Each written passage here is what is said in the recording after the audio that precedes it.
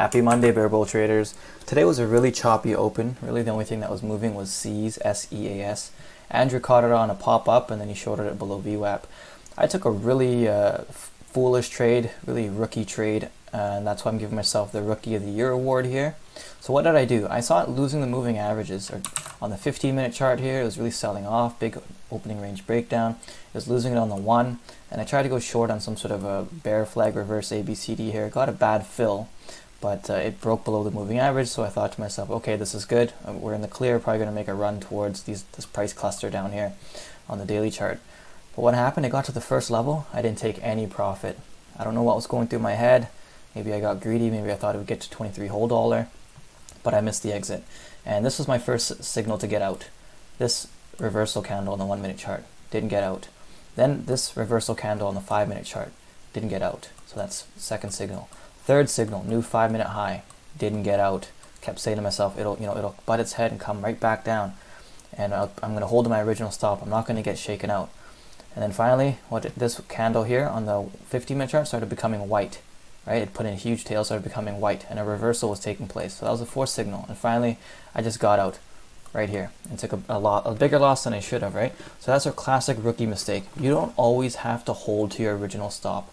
We watch the price action. There's always new information that's being presented to you. You have to process that and make decisions, right? So classic. I had a winning trade turn into a break-even trade, turn into a losing trade.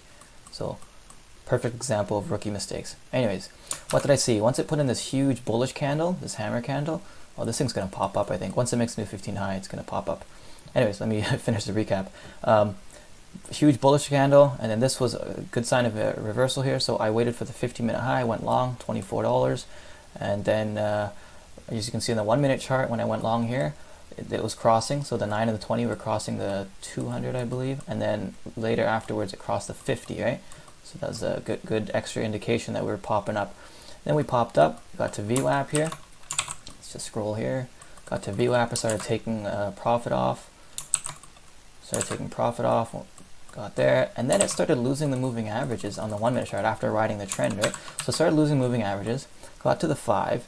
On the 5-minute chart, started a lot of selling pressure come in, and I've seen this move a lot of times, guys. When something sells off and then it gets back to VWAP, and it's some sort of a gap up, there's people waiting to short it. And I'm not going to name names, but there was people in the chat saying they're going to short C's at VWAP, right? That was my indication. I've seen this move so many times that people are going to get trapped. And when that squeeze happens, it's going to be huge. So what did I do? I rarely ever do this, but I've seen this and I was pretty confident in this. I added to my position here when I saw this thing getting bought back up, because I said, when these guys stop out, it's going to pop.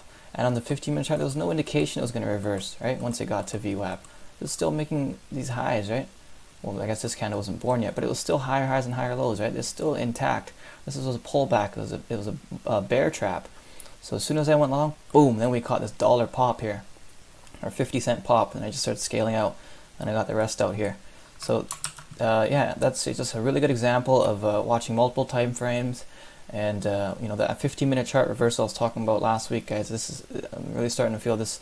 The power of this time frame is huge for big trend changes like this. And I really want to thank Kenneth L. If you guys have seen him in the chat, he's the original OG of reversals, professional knife catcher. He says he has no toes left. He's the one who taught me about the boot shape and the booty reversal breakout. He taught me all this stuff. So a big shout out to Ken, and thanks for watching.